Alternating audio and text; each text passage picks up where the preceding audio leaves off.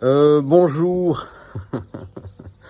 Bon, je souris parce que hier ou avant-hier, j'ai fait une vidéo qui se dénomme Le Pitre, ou peut-être il y a 3 jours. Et le Pitre me convient bien. Je crois que si je devrais prendre un pseudonyme, ce serait Le Pitre. Oui. Bon, je pourrais dire le clown, c'est-à-dire un clonage de qui nous sommes. Mais Le Pitre me convient mieux. Je voudrais vous partager quelques mots concernant l'ego. Et inévitablement, je pense à un jeu que je n'ai pas eu dans mon enfance. C'était du plastique. J'imagine que mes parents n'étaient pas branchés plastique, ni jeu tout fait. Mais c'était un jeu que j'ai trouvé très intéressant qui s'appelle bien sûr le jeu de Lego. Le Lego. Qui n'a pas eu un Lego dans son enfance? Lego pour développer son ego. Et qu'est-ce que l'ego? Eh bien, ce que je vais vous partager va vous sembler paradoxal. L'ego n'existe pas. C'est vrai, l'ego n'existe pas et à la fois nous ne sommes que égaux. Et donc qu'est-ce que l'ego si ce n'est l'attachement, l'identification à quelque chose qui n'est plus, que nous faisons perdurer.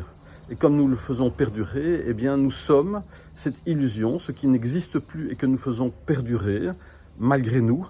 Nous sommes cet ego, c'est-à-dire cette chose qui n'est plus. Ça peut sembler étrange. Donc l'ego, c'est l'attachement, c'est l'identification à quelque chose qui n'est pas, et nous sommes mouvance. Nous ne sommes que mouvance. En réalité, si nous sommes avec ce qui est présent, si nous sommes dans la présence, nous sommes dans la mouvance, dans le mouvement, et le mouvement ne peut être que présent. Le mouvement n'a rien à voir avec ce qui est passé et ce qui est à venir. Ce n'est pas quelque chose qui se passe entre maintenant et ce qui est à venir, ou entre ce qui est passé et ce qui est présent ou ce qui est à venir. Non, la mouvance, c'est maintenant. Bon, mon père était un gestaltiste, un pionnier en gestalt, on parlait de l'ici et maintenant. Maintenant, on parle de ça tout le temps. C'est une évidence. Il n'y a que ici et maintenant. De toute façon, maintenant, c'est ici, ça ne peut pas être ailleurs. Si c'est ailleurs, c'est qu'on est dans notre mental, dans notre mental. Si on est dans notre mental, on est déjà ailleurs. Donc c'est maintenant, ou c'est ici. C'est la même chose. Maintenant égale ici égale maintenant. Et le présent, c'est le mouvement, c'est la mouvance. Dans le mouvement et la mouvance, eh bien, l'ego n'existe pas. Nous sommes avec ce qui est là, et ce qui est là est avec qui nous sommes. Je pourrais dire nous sommes ce qui est là, et ce qui est là est qui nous sommes.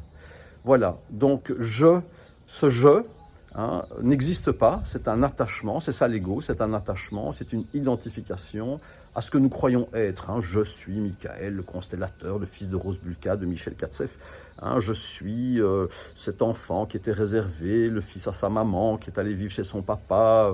Je suis ce connard de service. Mais non, tout ça, je ne suis pas, c'est une réduction.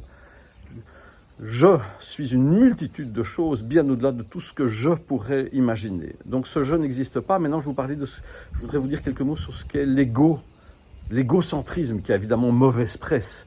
Personne n'est égocentrique, c'est toujours l'autre, bien entendu, qui est égocentrique. La réalité est différente. Nous sommes tous égocentriques. Tout ce que nous faisons se fonde sur notre égocentrisme. Nous sommes le point de départ. Nous sommes le créateur, nous sommes la semence, et nous récoltons les fruits. Nous sommes tous là. Oui, donc, moi je ne parlerai pas d'ego. Nous sommes égaux. Nous sommes égocentrés, même si ça semble paradoxal. Et voilà quelle est ma vision des choses. Elle ne m'appartient pas d'ailleurs, ce n'est pas ma vision.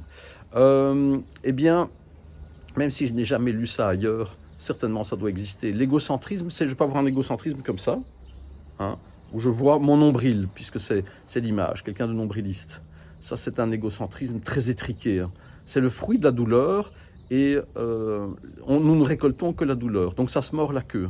Quelqu'un dans la souffrance, puisqu'on souffre au moins 2 fois, puisque ça prend 2 F, souffrance. Eh bien, quand on souffre, on a un regard posé sur soi. Quand on a un regard posé sur soi, on souffre. Et c'est vrai, le chemin de l'altruisme, c'est un chemin où on élargit son champ de vision. Et quand on élargit son champ de vision, eh bien, on embrasse plus large nos enfants, notre partenaire, nos enfants, le monde, qui est vaste. Je ne vais pas dire l'univers, parce que ça, c'est encore des mots tarte à la crème. Donc, ce qui est là, ce qui est palpable. Donc, si le point de départ, qui est nous, le centre, qui est nous, et la périphérie est large, alors on a un ego très large. Quand l'ego s'épanouit complètement, alors on devient altruiste. C'est l'amour. Je pourrais dire c'est l'amour inconditionnel, je pourrais dire c'est l'amour divin, mais ça c'est un peu pédant. Moi je dirais c'est l'amour naturel. Or nous sommes des êtres dénaturés. C'est notre peine, et cela nourrit la peine. C'est ce qui partage, c'est ce qui nous permet de partager des dynamiques de peine. C'est vrai.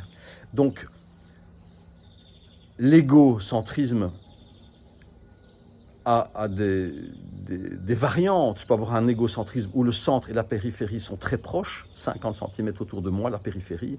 C'est un égocentrisme étriqué, ça nourrit de la souffrance, c'est le fruit de la souffrance.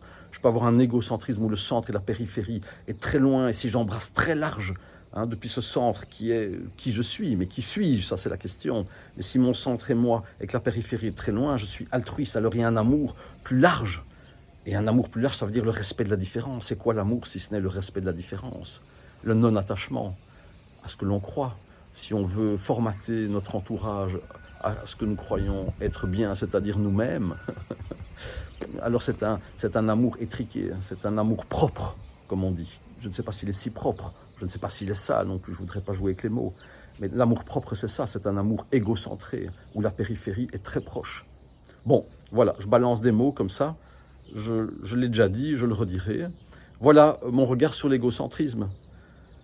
Voilà, eh bien, je vous souhaite le meilleur. Je serai ravi de vous partager encore quelques vidéos. Je donne 3 week-ends en septembre, en Belgique, en Suisse et en France. Vous pouvez venir voir ça sur mon site, constellation-familiale.info. Le tout est au singulier, donc constellation au singulier, familial au singulier.info. Ou bien vous tapez Michael Katsev, vous aurez toutes les informations. J'ai une formation qui commence à Genève. Il est largement le temps de s'inscrire, il y a déjà pas mal d'inscrits. Il y en a une en Belgique et en France, à Nice. Et puis je reçois en consultation individuelle, je reçois également par Skype. Je voyage beaucoup, mais rien à faire, je ne peux pas être partout en même temps. Les consultations par Skype sont aussi remarquables que de visu. Je n'aurais jamais pu imaginer ça avant le confinement. J'ai eu le temps de largement expérimenter ça et de constater que c'est exactement la même chose, le résultat est similaire. Donc vous êtes les bienvenus.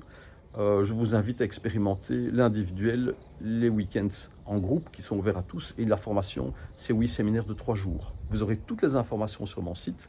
Je serai ravi de partager encore quelques mots avec vous et de vous accueillir si c'est votre élan. Merci.